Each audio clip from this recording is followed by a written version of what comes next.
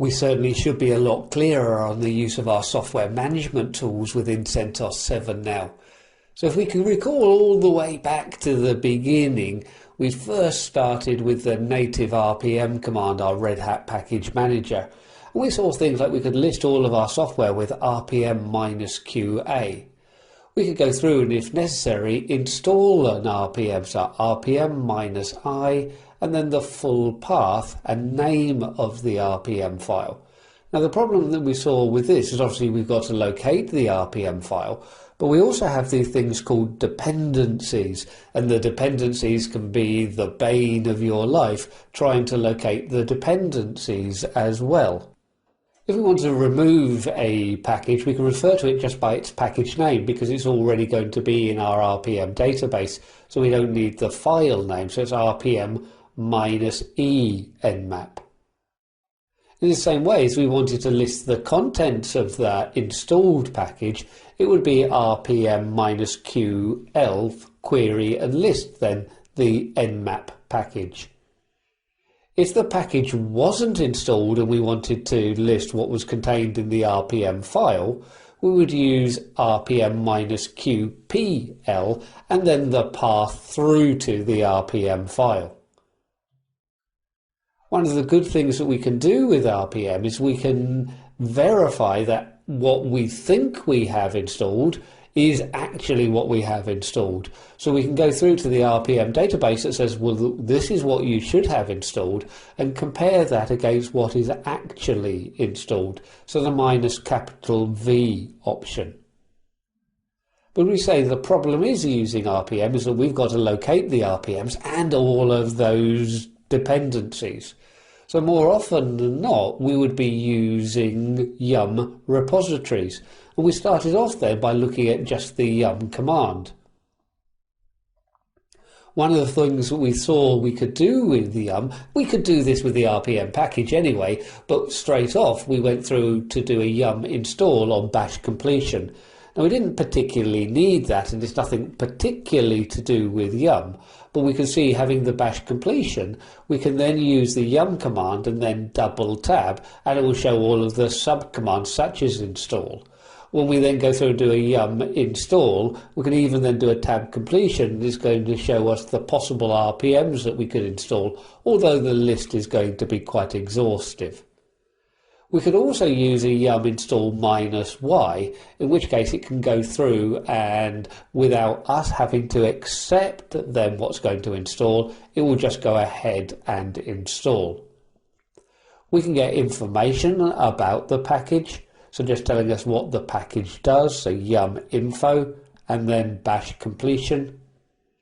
We could use things like yum list installed, so we could see all of our installed packages, a little bit like the RPM-QA, but we also get to see from which repositories they were installed from.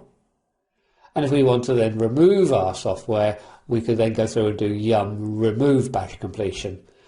When we're removing or when we're installing, then again all of the dependencies are handled for us, so we don't have to be worried about our dependency management. We then moved into saying, okay, well, where do we find our location? So we're looking at our yum repositories.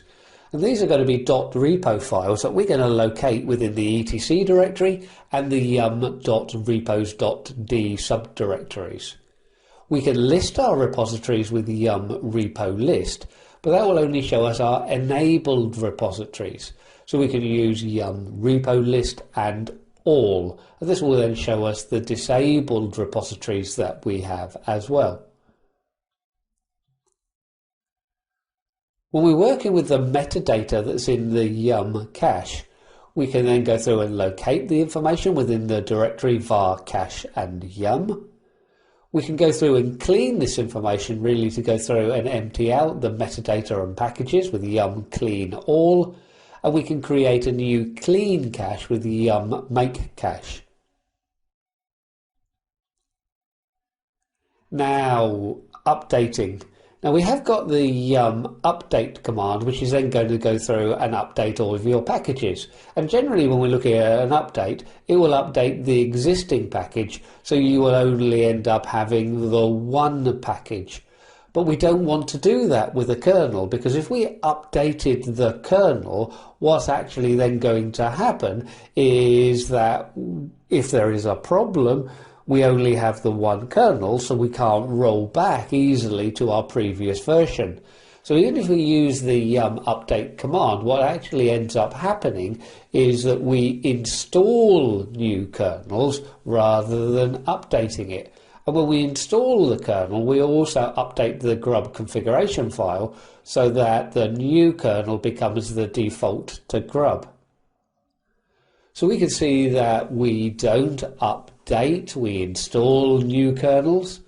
This makes it in a safe way, so we can always boot to the original kernel if we need to. But of course, the new kernel becomes the default kernel. And what we might want to do, especially when we're looking at a virtualization environment, where perhaps we've got the drivers for the virtualization environment are compiled to the current kernel and kernel headers, we might choose to exclude kernel updates. So with this, we can move through to our etc yum.conf and add in the line exclude equals kernel star. So this is going to stop us updating the kernel and the kernel-devel package. We also had a visit to our source RPMs, and there were quite a lot here. So we could enable then our source repositories within the CentOS source repo. We might need to add in some additional tools such as the yum downloader, and we were saying that we also needed the ncurses devel environment. We could also do a group install if we didn't already have it for our development tools, and this is going to give us the make and gcc commands. We then looked at moving into our home directory and using yum downloader and ---- source, and then downloading the source RPM for ZSH. We could then run an RPM -i and then on the .src.rpm file. So it's going to be ZSH, the version numbers, etc., but ending in .source src.rpm. That's then going to move into our home directories and create an RPM build and sources subdirectory. And from there we can then go through and expand the source archive. With that done, we can move into the directory that it creates, so the ZSH5 or whatever directory that was, and then from there we run the ./configure script. That will create our make file. We can then run the make command, and once that's complete, we can then move all of the binaries, etc., into the correct directories with make install. So there seems quite a lot involved there, but the idea of our source RPMs is going to make sure then that we can set it up the way that we want.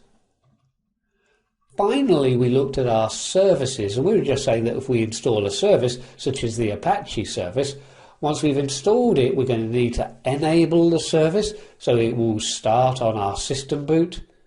We can start our service now, so it's running now, and we can always check the status. And this is always run with the systemctl command when we're working with systemd based machines, such as CentOS 7. We're going to move into a little bit of configuration management now, and a little bit of being the puppet master.